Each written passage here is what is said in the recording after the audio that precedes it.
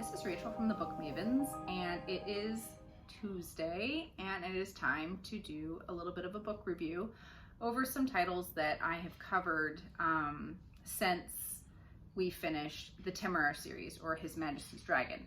So this is just a few. I did read some others. I had some rereads, and so these, I'm going to talk about three books. One of them is very, very well known, and I wouldn't say that it's the most positive review. So we're going to talk about them. So the three titles that I have today to talk about are Priory of the Orange Tree, The Shadow in the Glass, and Darling Girl. So let's get started with these. All right, so starting with the Priory of the Orange Tree, this is the one that I finished before the others. Okay, so this was one of these books that was just so discussed on TikTok, on, like various reels on Instagram. It was just one of these books everyone had something to say about. And I have to be honest, I do think it's interesting in terms of the overall size of this book. Okay. I do think it's a little bit of a cheat, and I'm going to show you why. If you look inside, look at the size of those margins. You probably could have taken out probably like this much of this book, and it wouldn't have looked so scary. So I think for a lot of people, in terms of the review, and this is just my opinion, that this was something of a challenge. So this idea of picking up a book that is this size and to read it, I think having that sense of accomplishment on top of reading this, really interesting, it's an interesting story, that I just think people got a little carried away with their reviews. And okay, so this is a book, this is a high fantasy novel. It's a multi-perspective story. You're primarily following the movers and shakers, which are all women, which is nice. I like something that's slightly more matriarchal. And so we have this underlying threat of these kind of fire dragons that are going to rise up potentially. I don't want to give too much of the story away because, wow, what a thing to ruin. I don't want to spoil it. But overall, my thoughts of this book, that it was just kind of middle of the road. I didn't think that there was anything in here that was revolutionary, and a good book doesn't have to be revolutionary, but with how this was talked about, I think maybe it just got a little overhyped, and I think people were just so impressed with themselves that they finished it. And it is an accomplishment. Look at the size of this thing. It's a weapon. But yeah, I always love a good female protagonist, and you have a few in this book. It was slightly sapphic. The reason why I say slightly is that the only romantic relationship in here is sapphic. And that was done very well. Actually, those scenes were probably my favorite to read. I thought their slow burn relationship was well developed. I really liked it. However, the pacing for this book was just super weird. It was just like there were periods of time that just felt almost painful to get through. They were just really dragged out. You were with characters that really overall didn't add very much to the storyline, to the overall plot. And you spent a lot of time with those characters when then you had kind of major action sequences or showdowns that were kind of had resolutions off the page. So you're left feeling dissatisfied. And then the action, like our main, climactic storyline comes to a head with very little page time. And I wanted more. I thought that the seeds were planted to have something that was really, really epic. And for me, overall, I kind of felt that it fell a little flat for me. It was just kind of a middle of the road. There's nothing terrible about it. There's nothing that really sticks out to me where I was like really eye rolling. There's some really interesting animals, but like our time we get with the dragon is minimal. I wanted more. I wanted to see this relationship. I wanted to see more world building in terms of people actually interacting with the world, and these different locations. The locations were described so just neat. They just sounded so neat that you wanted to spend more time in them, and then you just didn't. And so there was just the pacing, the overall world building is good. It's intricate, but you spend so little time interacting with the coolest ones. So the lack of dragon time, these are things that kind of just drag this book down for me a little bit. Now, like I said, the slow burn romantic relationship in here was very, very good. You do see some characters show some growth, but there were some convenient plot devices that were used. It just is amazing that one character just keeps living when she probably should have died several times over.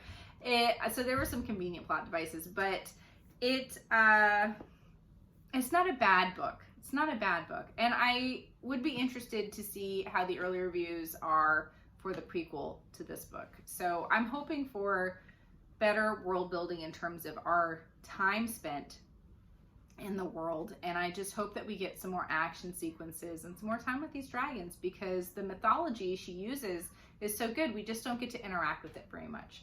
So, like, if I was going to rate this, I mean, it'd be like a solid 3 stars. I mean, it was nothing necessarily to write home about, except to say, look at this chunk of a book I finished. And that's about it. And it's a beautiful book. I'm happy to have it on my shelf, of course, because it's gorgeous. But in terms of plot, I mean, it just really wasn't anything that is going to stick out in my mind. This isn't one that I'm going to really go back and reread. I don't see a point in doing that, so it's not becoming a new favorite. But, you know, it might be a good introduction to fantasy if somebody was interested, although that's a really, you know, it's a commitment. But overall, there's some really wonderfully written scenes, but there's a lot of scenes that are just really kind of so-so. So take that as you will, and I'd love to hear from you guys if you read this book, what you thought of it. If you feel like I'm completely off base, did you love it? Is this your new favorite? And I just didn't give it the most positive review. I'd really like to be able to hear from you. All right, so, yep, let's talk about the other two. All right, so the next book I read after that was Shadow in the Glass. All right, I had eyeballed this for a while. I was really intrigued by the cover. I was brought into this kind of as this kind of YA new adult Cinderella retelling. Guys, this is a weird book. All right, so it has a fantastical element, but the problem is that a lot of it's psychological. You're not really sure what's happening. So we start with this girl, and she is she becomes a ward. So her mother dies tragically of an illness, and she's kind of left bereft, and then a family friend takes her in, and she is raising her to be a lady, and she exists as a lady for several years, and then that woman dies. So she becomes a ward of the house, and she ends up working as a servant. So that's kind of the Cinderella aspect, and she loves to read. So when she's in the library, she stumbles across this book, and you have Faust, I think it's Faust. And if you know anything about that, it's making a deal with the devil situation, right? So something comes out of a book and offers her 7 wishes in exchange for her soul. And so she has to make all 7 wishes in order for this fairy godmother character, who's actually like a demon, before she has to give up her soul. So you're thinking, okay, well, 7's a lot, right? She could do a lot. She plans on only making 6 wishes. And then she realizes that all of her wishes come with consequences. Like, there's usually some kind of balance that has to be struck. So anything she wishes for causes death. And here's my issue with this book. Like, we're supposed to be kind of horrified about the people who die, but there's only one that I feel like she should feel bad about. The people who were affected are terrible. This book, trigger warning for this book, it does deal with sexual assault. Not her. She fends things off, but there's a girl who works in the house with them who talks to the master, who lusts after all of these teenage servants, and he's like impregnated several, and they of course get thrown out of the house. This is very kind of Charles Dickens, London is dark and dirty and everyone's sad. Okay.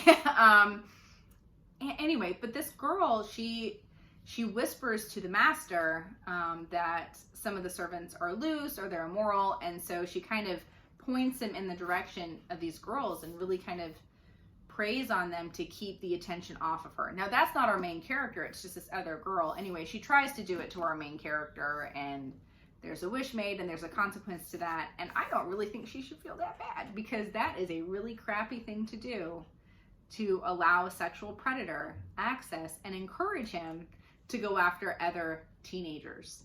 That's wrong. And so I think people like that should be punished, so I'm not really that sad. So just forewarning. So we do have a little bit of a romance between our main character and the son of the house. Some aspects of that were fine, except like, when I say like Charles Dickens, just this kind of overwhelming sadness in the fact that this is a story about people who don't have a lot of autonomy and choice in their life. And it's definitely talking about women's plight, that this idea of being in service and what that means and what that entails is that you can't just quit a job. You have to have references. And that things that are completely out of your control, like being raped, you're the one who pays the consequence. You know what I mean? And it's sad, it's depressing. And then the worst thing about this book is it ends completely open. You don't know for sure what really happens. And so this whole time, you don't know if it's this demon that's causing these things to happen, or if this is a spiral into madness, if it's really our main character. And it doesn't really tell you for sure. So you're kind of left wondering and deciding for yourself. I spent my whole time reading this book slightly horrified. Not gonna lie. Would I recommend this to people? Maybe, depending on the person. But this wouldn't be one that I would just shout about as being excellent. I don't think that it was an excellent book. There are some characterizations that I just thought went too far in terms of like romantic figure. And I don't know if that was the purpose. See, I don't know what the purpose necessarily was behind certain plot decisions that this author made. Was she trying to create kind of these metaphors for things? I'm not really sure. I'm not really sure if this was something that was kind of like a ham-fisted retelling, or if it's supposed to be more speculative. Are we really supposed to wonder, is it more twisty turny? I don't know. See, that's the problem. See, I don't know what I'm supposed to take away from this book. I just wasn't given enough to figure out what the intent was. And I'm making this review super confusing, and I apologize for that, but this book is very, very difficult for me to explain properly without you having to have read it. And if you've read it, please comment so I can just hear what somebody else thought of the story. It was just so bizarre and different. This was a different story. This was definitely something that I hadn't really seen done before. Like I said, some of the characterizations were just very heavy-handed, to where they were very just unlikable. And I don't know if I'm supposed to like a romantic figure or not, but he's terrible. But anyway, let me know what you guys thought of The Shadow in the Glass if you read it. And if you're interested in reading this, I hope that this review doesn't turn you off from reading this book. It's not meant to turn you off from this book. It's just a super weird read. It's a weird one. And so I can't quite put my finger on if I liked it. This certainly isn't one I'm going to revisit. But it is one that has stuck around in my brain where I've been thinking about it. So it sticks with you a little bit that way. But I would love to know, like I said, if you did read this book, what you thought of this book. It was different. All right. And the last book I have to talk to you about is Darling Girl. So this was a book, this is like a Peter Pan inspired story. And I saw this title everywhere. And then I heard nothing truly about it, except how anticipated it was. So like, oh, okay. You know, I have mixed feelings about the Peter Pan story. If you go back to kind of the original intent, Peter Pan isn't necessarily like this great kid. In terms of the lost boys, they're not immortal, and he only has children. So what happens to them? The ones that escape become pirates, and it's possible that he kills the others. We don't really know. What I think is very interesting in terms of talking about how Peter Pan is characterized in this book is this childlike innocence. And here's the thing about childlike behavior is that children try and push your buttons and see how far they can take things. And this author does a good job, I think, illustrating that in kind of this immortal childlike creature from this other land who ends up kind of stuck in our world and engages in some interesting behaviors. And so anyway, so the premise of this book is you have the Darling family, so Wendy and then her daughter Jane, and then Jane's daughter Holly. All right, so we have kind of 3 generations. Now Wendy is only mentioned in terms of memory. She has already passed. That was a long time ago. So Wendy, of course, is our original child that is taken by Peter Pan, her and her brothers, right? And so you have the author of the original Peter Pan. He's written in there, Mr. Barry, who kind of follows along and is kind of halfway in love with Wendy just to listen to her stories that he, of course, turns into the fairy tale of Peter Pan. And so you're primarily following Holly, who experiences such tremendous personal tragedy. And I think Holly is an interesting character. When we talk about really flawed people, she is enormously flawed. And so much of it is about things that happen to her that she tells no one about and just holds on to all of these secrets. And you're wondering as a reader, like, why don't you just tell the truth? Like, what's stopping you? And her relationship with her mother is very interesting. So we're talking about this kind of old established family. They have a lot of money. And Holly has started like a cosmetics business, and she experiences tragedy. She loses a child. She loses a husband in a horrific car accident. Her remaining child is physically damaged to a pretty extreme extent, all right, where he can't walk very well. And in her trauma, in her grief, she is visited by Peter Pan, and their interactions. Mommy! Hold on, baby. I'll be out in just a minute. That her interactions with Peter are just bizarre. So she has 3 interactions with them, and I don't want to spoil too much, but in terms of his childlike behavior, how that would reflect, because when Peter visits her, he's not in a child's body. He doesn't like body swap or anything, but he is an adult. And so it's this idea of an adult with a childlike mind. So you have that childlike selfishness and wanting to push boundaries, and they have 3 encounters, and there is a result from one of their encounters that is really like the whole premise of the story. And so we're really following Holly trying to track down what happens to her daughter who's been in like this coma for I think like a decade, and she has this weird aging disease, so she looks far older than what she's supposed to be, and she's been taking her blood. She's like a bioengineer chemist, I don't know, like a doctor, and so she's been creating formulas from her daughter's blood that has helped her son kind of heal temporarily from his horrible injuries. So she has to give him like transfusion every month in order to kind of keep these physiological wounds. I hate to say that, I'm not saying that right, but just his injuries, so his previous injuries from really being a parent. So he plays sports, and she's constantly worried about his safety, and she's a super control freak, absolutely. But you also have other characters. I mean, you have Tinkerbell represented in here in a super weird way. Hook. The thing with Hook is that he's not, a lot of people have played with this idea that he's kind of like this anti-hero, that he's been wrongly maligned. And so he is a private detective that she's working with. And I really liked his character overall, but there was so little of it. I really wish I had been able to see more of him on screen. He sounded like a really cool guy, and I wish I had gotten more page time with him. And so they rushed some stuff. They rushed a relationship that just, not that it doesn't make sense, it just needed more time to develop. So it could have been longer, to be honest. So there were parts of this book that felt like it dragged. It has some pacing issues. And then there's some stuff where I really kind of want more. Like, I want to find out what happens after. it's not as open-ended as The Shadow in the Glass, don't get me wrong, but it does have an ending. But I want to know just how some of these characters fared. And it's a very dark story. I mean, Peter Pan is out in London doing unsavory things. And Holly is trying to track him down as well to just kind of ask him some questions. And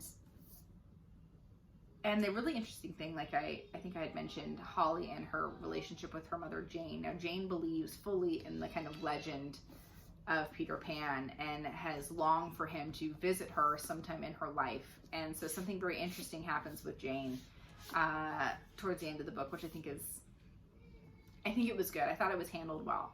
So my overall impressions of this book is there were aspects that I really found disgusting about this book that I don't really know. Somebody's having a good time out there. That I don't really know how necessary it was in terms of how it was written, that I didn't love it. I think the amount of secrets that Holly kept from her family and how long she kept them was a little ridiculous, and it became a little redundant. You had these same interactions, like, come on, just spit it out, girl. Like, it's time. It was time 60 pages ago. So I was frustrated with this book. But I'm just so fascinated. I always love to pick up a fairy tale retelling. So I had 2 fairy tale retellings or inspo books. And they both just didn't quite hit the mark I was looking for, I think, when I picked up these titles. Hold on, baby. I'll be out in just a minute. I'm so popular in my house. Imagine that. But anyway, my overall impression is I would really like to see a sequel because I think that would be really cool. But the journey is really Holly's and her story. Baby, I'll be out in just a minute. Just relax. Okay. Eerily one's in here. But this book, I would love to see what happens with the other characters. Holly's story is wrapped up, and this is a story about Holly and her journey and growth and healing. That's interesting. I mean, it's compelling. But I wouldn't recommend this book to everyone. Absolutely not. Just instances where there's like SA and some heavy topics in here, but I really liked how she talked about grief. I thought was handled very well. I think that's probably the best part of this book is just grief and how it shapes you into something new. And that can be a good thing. It can be a bad thing. Sometimes it takes longer. It's more of a circuitous journey than one thinks starting off. But it's an interesting setting. I thought the world, I mean, it's a low fantasy novel. I mean, it's happening in our reality, but in terms of how the house is characterized and everything, it's just very interesting and almost ritualistic patterns of behavior that the Darling women do. It's a bizarre book. I read 2 really bizarre books. I read one that was just kind of so-so, a little overhyped, and then 2 just really bizarre books. So if you read either one of these titles, The Shadow in the Glass, Darling Girl, let me know what you thought. These were some different choices. Definitely didn't get the experience I was expecting from either one. But I can't say that I'm mad that I read them. I thought they were interesting. They were interesting books. Would I say that they're the best written? No. But I would really like to hear from you guys. And we do have some more unboxing videos. I know Amanda is going to do a shelf tour in her new apartment. She's very excited to share that with you guys. And I look forward to seeing you soon. Bye.